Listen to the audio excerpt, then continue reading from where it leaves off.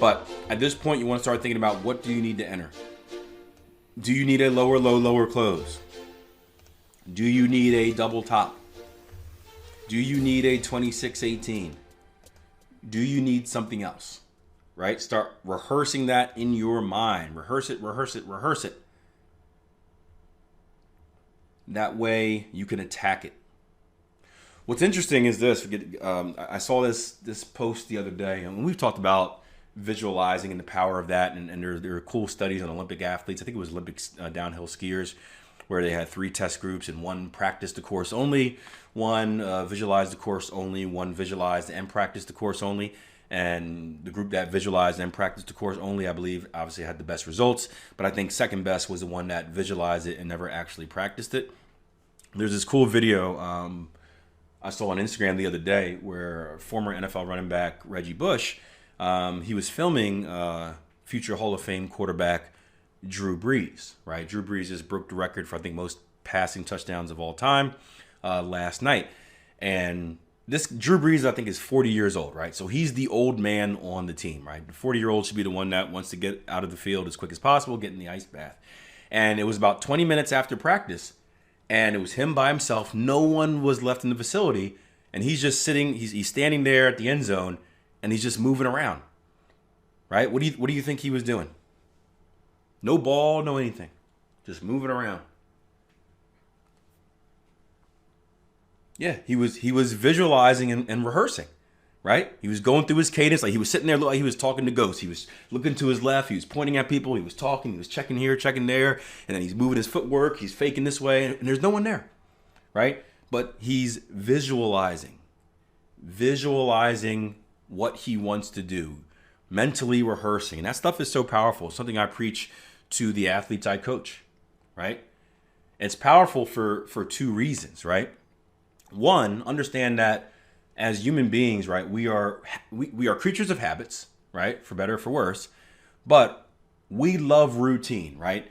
The majority of the time we're talking about breaking out the comfort zone, right? Break out the comfort zone. Well, routine is one of those moments that puts us in the comfort zone, right? You guys ever watch an NBA game and someone gets fouled? What happens when they go to the foul line?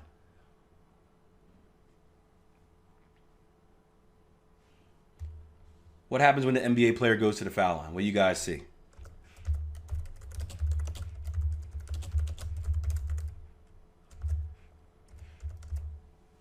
Right? They go through their routine, right? They dribble, spin the ball, tap their right leg, and then shoot. What happens in a baseball player? Why does baseball take so long, right? After every pitch, what do? They got to step out. They got to unstrap the gloves. They got to put the gloves back on. They got to put the right foot in. They got to tap the plate twice with the bat. They got to swing it. They got to wiggle the hips, right? Every single time. What do you see when you see people take and practice free kicks in soccer? Right? Look at one of the greats. Look at Ronaldo. What does he do? That dumb wide stance every time, right? Step back, spread the legs. And then hits the barrier. Right? Routine puts us in a comfort zone. It is our body rehearsing something, and it's training that muscle memory. It's training that muscle memory without even actually training it. Our body's kind of set and it knows what to do. And I always talk about in trading, right? I always talk about you want to make the habit, especially during this time of the year. I would go to a random chart. I would hit that replay button, right? Random time on a random chart, and just go through trading scenarios, right? Go through the markets and look for trading scenarios, right? How many of you guys actually do that practice? I've preached it for a while. I know time is of the essence, so a lot of you guys are consumed with the training and whatnot. But how many of you guys make a habit every once in a while of just nerding out and going back through a chart, going through dollar Swiss and going back to 2007 and just hitting that replay button and scrolling through one bar at a time, right? All that is training. That's staying 20 minutes later at the gym, at the workout facility, and training your eyes, right? That's why back testing is so important. Like, it's great to get numbers if you're testing a new strategy. Yes, it's great to see if something works, but I mean, think about the mental reps you're doing when you're back testing. And think about the biggest difference that you have when you first start back testing to when you're finished back testing, right? When you first start back testing, it's really slow. You're okay. RSI overbought. Okay, and lower low, lower close, right? It's a slow process, right? By the time you're done, right, you get to that like 1,000th trade on the 10th pair you're testing. You're like, all right, VS1 level, RSI overbought, and then low, low, close. My enter, stops go there, enter go. You're like a machine. ATR here, structure there, but you're like a machine, right? You think that's gonna benefit your trading in real life? And you see it all the time when we do trader assessments, right? You ask two different traders, hey, we got a potential trading opportunity. What do you do? You ask a trader that really isn't trained and they're like, what am I going to do here? I'm going to shoot. All right. You ask someone that's a seasoned vet, they're like, all right, well, if you get a lower low, lower close, I'm going to enter next bar market. Stop's going to go 1 ATR above the high. Target 1's going to go at previous structure, first level minor structure inside. Target 2 is going to go out level outside structure at the bottom VS1 level. And it's like, well, how did you do that so fast? Because they've done it over and over and over again. It's routine. So at this time right here, right, as you're waiting, especially if you're a swing trader, as you're waiting hours for candles to complete and signals to happen, just start mentally rehearsing it. Say, okay, all right, if we get that lower low, lower close, boom, I'm going to put my entry right there. I'm going to put my target or my stop up here. Target's going to go down there, right? If target goes right here, and I'm going to roll that stop to break even. Secondary targets go right there, right? Rehearse it. Trust me, it'll make your life so much easier. It's what the greats are doing. It also gives you confidence. It will give you confidence. I've gotten very good, right? Public speaking is the biggest fear on the planet. Did you guys know that? I thought it would be like arachnids or robot apocalypse, perhaps. But public speaking is the biggest fear on the planet. Yes.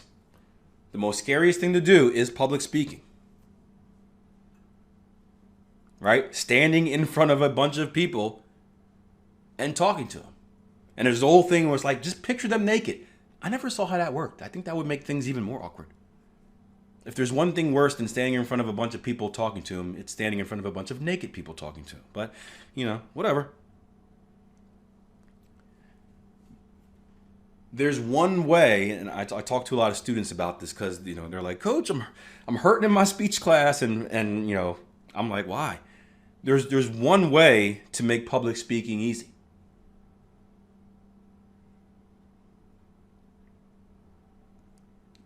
Ale says, I do it every day. Well, why is it easy to you then, Ale? Tony says, unless they are naked. Well, depends on what your audience is, But why do you find it easy to publicly speak? Naomi says, repetition, boom, confidence. You know more than anyone in the room. Right? If you publicly speak with the idea that, hey, I'm the expert here, you're no longer scared. You're only scared when you feel people will judge you, right? When you're speaking about something and you're scared that, man, someone may hold up their hand and question me on it, and I'm not sure if I really know the answer. That's the only time you freak out. If you know more than anyone in the room, you're the boss. You're standing up there, chest is out, heads held high. Like, man, they're latching on to every word I have. Every word I say, they're latching on because I'm the boss. They're looking at me, taking notes, wide-eyed, right? Even if you don't know more, right? Even if you don't know more. I'm reading that book by Kathy Lynn, and she said there was one of the best times in her career was she was given a speech on a presentation on Bollinger Bands, and Bollinger, right, the guy who the bands are named after, was in attendance. And he was like, yeah, I love what you're doing.